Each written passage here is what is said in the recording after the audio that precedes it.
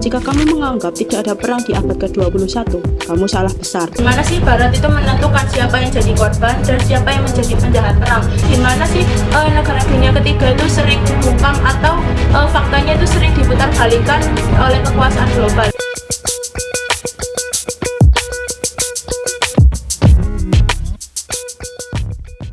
Perang merupakan implementasi politik yang paling kejam, digunakan sebagai alat kekuasaan yang menghancurkan hidup jutaan orang.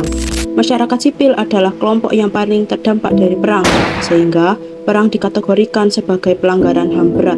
Jika kamu menganggap tidak ada perang di abad ke-21, kamu salah besar. Nyatanya, masih terjadi perang di abad ini. Contoh perang yang terjadi di abad ke-21 adalah perang Rusia-Ukraina dan Israel-Palestina. Tetapi, kalian sadar nggak sih, kalau respon global terhadap kedua perang ini berbeda? Dan kenapa?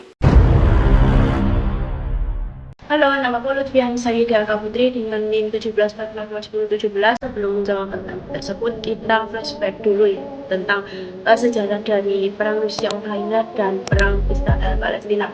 Kita mulai dari perang Rusia-Ukraina yang dimulai pada tahun 2021 ketika Rusia mulai menginvasi perbatasan Ukraina, kemudian berlanjut dengan adanya ledakan di kota-kota Ukraina seperti Kiev dan Odessa. Perang ini terjadi karena Ukraina itu memilih untuk merapat dengan NATO sehingga mengancam Rusia. Pasca invasi, pihak Barat itu kompak menyudutkan Rusia dan mengklaimnya sebagai penjahat perang.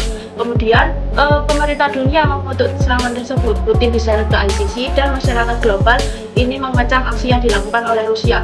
Tetapi saat perang itu terjadi di negara dunia ketiga seperti perang Israel-Palestina, masyarakat memberikan respon yang agak kurang enak gitu ya. Dengan mereka itu memframing Hamas sebagai penjahat perang karena operasi Al-Aqsa yang dianggap memulai serangan pada tanggal 7 Oktober 2023. Israel langsung meluncurkan serangan balasan yang menghabisi sebagian besar penduduk Palestina atau yang akan disebut sebagai genosida dan merebut wilayahnya. Lebih buruknya lagi, media ini membangun narasi yang memihak Israel seolah-olah genosida yang mereka lakukan adalah tindakan melindungi diri. Padahal sebenarnya perang ini dimulai sejak tahun 1917 tepatnya gara-gara pengesahan deklarasi Balfour dan yang merahnya adalah Inggris. Oke teman-teman, dari sini itu kita bisa melihat gimana sih Barat itu menentukan siapa yang jadi korban dan siapa yang menjadi penjahat perang, sehingga menciptakan bias yang mempengaruhi persepsi masyarakat. Selain itu, permasalahan yang terjadi di negara dunia ketiga seperti yang terjadi di perang Israel-Palestina itu sering dianggap kurang penting dibandingkan permasalahan yang melibatkan Barat. Contohnya adalah perang Rusia-Ukraina. Hal ini erat kaitannya dengan teori postkolonial di mana Timur ini berperan sebagai subjek dan Barat berperan sebagai objek. Seperti yang dijelaskan oleh Edward Said dalam Orientalism, Said ini mengungkapkan bagaimana dunia Barat itu sering menganggap Timur sebagai orang yang liar, berbahaya dan nggak bermoral, sehingga tidak mengherankan jika Barat pada awalnya menganggap permasalahan genosida yang terjadi di Palestina itu nggak sepenting isu yang terjadi di Rusia dan Ukraina. Sejalan dengan pemikiran Gayatri Spivak dalam bukunya Can the Outer Speak yang menyoroti gimana sih negara dunia ketiga itu sering dibungkam atau faktanya itu sering diputar balikan oleh kekuasaan global. Contohnya ya yang terjadi di Israel-Palestina di mana media-media Barat itu memframing Hamas sebagai satu-satunya penjahat perang dan membolehkan Israel untuk melancarkan serangan balasan itu tanpa adanya sanksi yang seperti dialami Hamas. Tetapi karena itulah perang dari Israel Palestina itu sekarang meluas dan negara-negara lain seperti Iran itu juga ikut serta karena perang tersebut. Dunianya memang nggak pernah adil, tetapi apa sih dampak dari ketidakadilan ini? Jawabannya adalah ketidakstabilan global.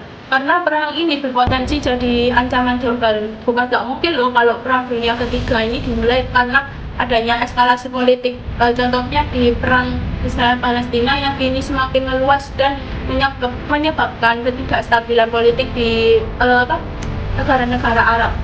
Kemudian selain itu, ini juga disebabkan karena pandangan dunia Barat bahwa negara-negara Timur itu pantas untuk dijajah, sehingga masyarakat dunia yang mendukung perdamaian seperti kita itu bisa memakai pendekatan teori kosmopolitan yang berfokus kepada pengakuan sebagai warga dunia yang setara, sama dan beradab. Jadi tidak ada sekat Barat dan Timur gitu. Ideologi kosmopolitanisme ala David Held ini menawarkan solusi untuk menghentikan perang di abad ke-21. Caranya yaitu dengan menghapus sekat antara Barat dan Timur. Kemudian kita bisa membangun juga tanggung jawab kolektif dan keadilan global. Kemudian lembaga internasional itu juga harus lebih adil dan berani mengadili penjahat perang seperti Netanyahu tanpa melibatkan perlindungan dari sekutunya, yaitu seperti Amerika dan negara-negara Barat lainnya. Kemudian diperlukan juga diplomasi, penegakan HAM, dan penguatan nilai kemanusiaan yang menjadi kunci untuk mencegah perang dan mewujudkan dunia yang lebih damai.